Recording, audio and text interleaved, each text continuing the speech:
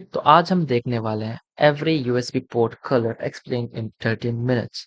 मुझे video interesting लगा। Like देखो, white, black, blue, till, red, yellow, orange, green. भाई इतने सारे हैं। मैंने ब्लैक देखा है, ब्लू देखा है, आई थिंक बाकी कलर के भी होते हैं। No idea. मतलब वीडियो इंटरेस्टिंग लगा, जो देखते हैं। या White USB ports. Alright, before I start with this one, you've probably seen a blue USB port sitting right next to a black one and assumed the colors मैंने कभी इतना ज्यादा ध्यान नहीं। were just a design choice. They're not. Every color means something, and once you know what, you'll stop plugging things into the wrong port. And this video is exactly about that. Let's go back to the beginning. White ports are USB 1.0 and 1.1 from 1996, and they were the first ones ever made. If you've ever seen a white USB port, you are looking at a genuinely old computer. Before USB, plugging anything into a computer was a mess. Your printer had one type of port, your mouse had a different one, your keyboard, something else again. Every device came with its own connector, its own port, and the back of a computer looked like a puzzle. USB's entire pitch was simple. One port and everything plugs into it. Speed-wise, white ports could move about 1.5 megabytes per second. To put that in perspective, a single photo from your phone today is around 5 megabytes. So this port would need about 3 seconds just to move one picture. But that was fast in 1996. The old वो तो रहा है कि white port मतलब oldest port है, like पुराना सबसे, तो स्लो तो होगा ही। serial ports USB replaced were roughly 100 times slower. Plugging in a printer and having it just work quickly genuinely felt like magic back then. Where it struggled was anything big. Copying a CD's worth of music, around 700 megabytes, would take over an hour. But that barely mattered at the time, because nobody was moving files that way. Music and software came on physical disks you put straight into the computer. Everything else lived on the hard drive inside. So people mostly used white ports for keyboards, mice, and early digital cameras. White ports vanished once USB 2.0 arrived. But USB 1.1 never fully died. Cheap car stereos, budget speakers, and basic MP3 players still use it, because playing an MP3 off a thumb drive needs almost nothing. Why pay for a faster chip when the slow one does the job? Black USB ports. USB 2.0 showed up in 2000, and it made everything before it look ancient. मुझे जितना लग रहा है ये line से जा रहा है। लाइक पहले पुराना वाला दिखा रहा है, उसके बाद उसका अपग्रेडेड वर्जन, उसके बाद उसका अपग्रेडेड वर्जन। तो लग रहा है जो वाइट, ब्लैक के बाद अब ब्लू आने वाला होगा। इसके बाद इसका अपग्रेडेड वर्जन, ब्लैक के बाद अपग्रेडेड वर्जन, ऐसा लग रहा है मुझे। नॉट श्योर बट हाँ। Black became the color you'd see on almost every computer for the next 20 years. USB 2.0 gives you 480 megabits per second. And take note, my humble students, ये laptop में भी है शायद। मेरे लैपटॉप में भी ये वाला ही है, ब्लैक, मुझे लग रहा है। that's megabits, not megabytes, which is the number people actually use today. Divide 480 by 8, and you get around 60 megabytes per second at best. In real life, you'll usually see closer to 35 or 40. There's a second limit that matters just as much. Black ports can only move data one direction at a time, sending or receiving, never both. So if you're copying a folder onto an external drive, while that same drive is loading a video, it can't do both at once. It flips between them, and everything gets slower. For a mouse, a keyboard, a printer, a webcam, none of this matters. Those barely use any bandwidth. But plug a modern SSD into a black port, and you've strangled it. That drive can do 500 megabytes per second. The port will hand it 40. USB ports also carry power, not just data. That's why your mouse works without its own batteries. But a black port only supplies about 2.5 watts. Your phone charger supplies around 20 watts to your phone. So plugging a mobile phone data cable into a black port gets you the slowest possible charging. And if you're actually using the phone while it's plugged in, it can lose battery faster than the port can fill it. You must have observed the same while connecting your phone to your laptop. So why are these still on brand new motherboards in 2026? They're cheap, they never break, and they work with every USB device ever made. For anything that isn't moving big files, they're still perfectly fine. Blue USB ports. Blue is the color most people actually recognize, and for good reason. This is USB 3.0, which arrived in 2008, and it was a genuinely massive jump. Manufacturers deliberately made these bright blue because the new ports looked identical to the old black ones from the outside. Same shape, same size. They needed a way for you to tell just by looking which one was worth using, so they colored the plastic insert inside the port. Speed went from 480 megabits per second to 5 gigabits per second, which is roughly around 625 megabytes per second on paper. In the real world, you'll typically see 300 to 400. So a 4 gigabyte movie that took over a minute on a black port moves in about 10 seconds on blue. That speed came from adding more pins. Black ports have 4 pins inside them. Blue ports have 9. Those extra 5 let the port send and receive data at the same time instead of taking turns. That alone fixed the biggest bottleneck of USB 2.0. Power improved too, from 2.5 watts up to 4.5. Still not fast charging, but better. Blue ports are where external drives, SSDs, and high-resolution webcams belong. If you plug an old device into a blue port, it would still work, just at its old speed. A USB 2.0 mouse in a blue port is still a USB 2.0 mouse. Teal USB ports. Teal ports, sometimes called light blue or cyan, are twice as fast as blue, 10 gigabits per second, which is around 1.2 gigabytes per second on paper. That's fast enough that the port stops being the problem. At this point, whatever slows you down is your drive or your cable, not the port. Now, this is where things get messy, and it's not the port's fault. The blame goes to the USB Implementers Forum, the group that decides USB standards. I'll try to explain this, and I apologize in advance. As we just talked about in the previous point, blue ports were launched in 2008 as USB 3.0. In 2013, the faster teal ports arrived, and they were named USB 3.1 Gen 2. So the USB naming people decided that if teal is 3.1 Gen 2, then blue should naturally be 3.1 Gen 1, and they renamed it. So blue became 3.1 Gen 1, and teal became 3.1 Gen 2. But then, in 2019, they renamed the whole thing again, and now blue became USB 3.2 Gen 1, and teal became USB 3.2 Gen 2. But फिर 3.1 का क्या हुआ? 3.0 से 3.1 क्या हुआ? नहीं ना, खुद भी कंफ्यूज हो रहे हैं, कस्टमर्स को भी कंफ्यूज कर रहे हैं इस तरह से।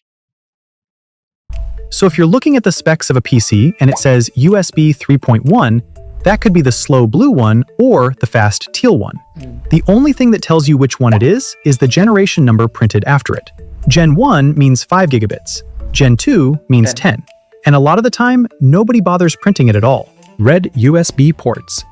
Every color so far has been about speed. Red throws that out completely.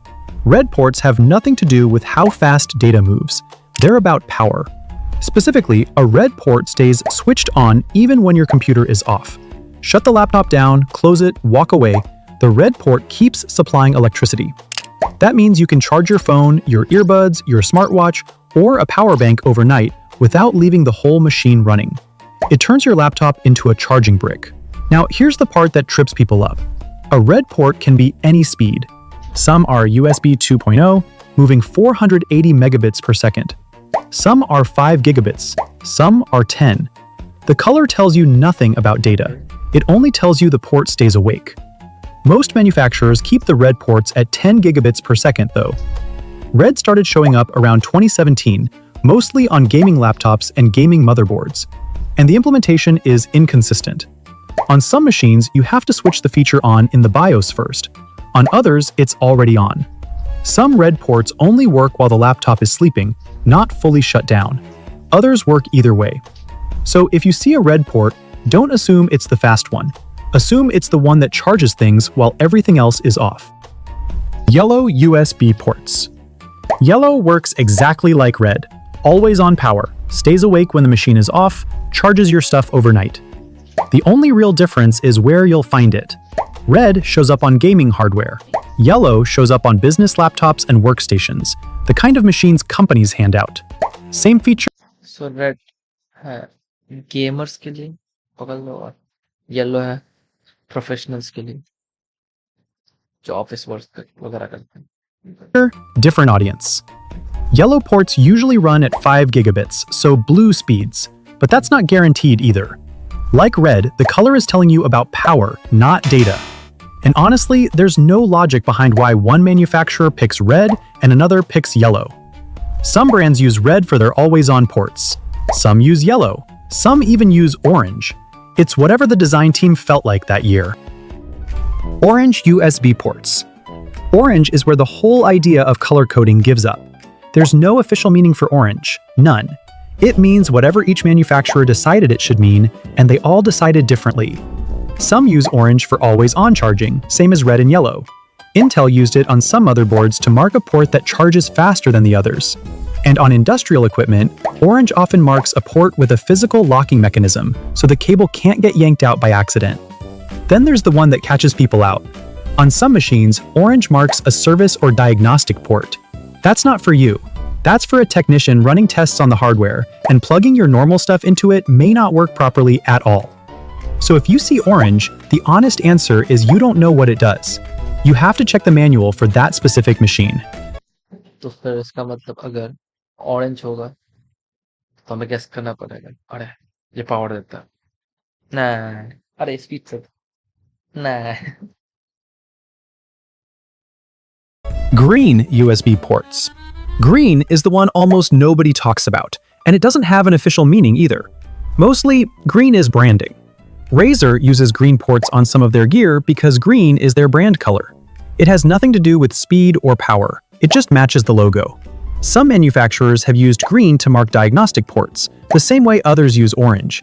And there's a bit of history here too. Back in the early days, some motherboards used green and purple ports, but those weren't USB at all. They were PS2 ports for old keyboards and mice.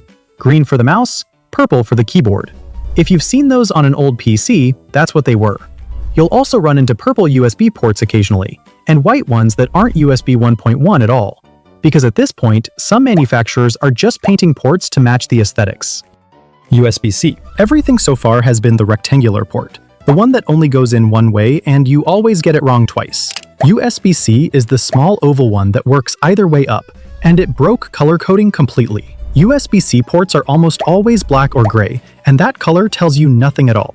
Not a hint. A black USB-C port might run at 480 megabits per second, the same speed as a black port from 2000. It might run at 40 gigabits. It might only charge and refuse to transfer any data. It might drive a monitor or it might not. All USB-C, all the same shape, all identical to look at. And this is the part that gets me. The entire point of USB was one universal port, so everything just works. USB-C nailed the shape and then completely gave up on the rest. Now every port looks the same and does something different. You buy a cable and find it charges your laptop fine, but transfers files at a crawl. Or it connects your phone, but won't show anything on your monitor, which मतलब सीधा सीधे अगर कहा जाए तो एक ही चीज में एक ही यूएसबी में सब कुछ देने के कारण बहुत ही ज्यादा मतलब मेसी हो गया।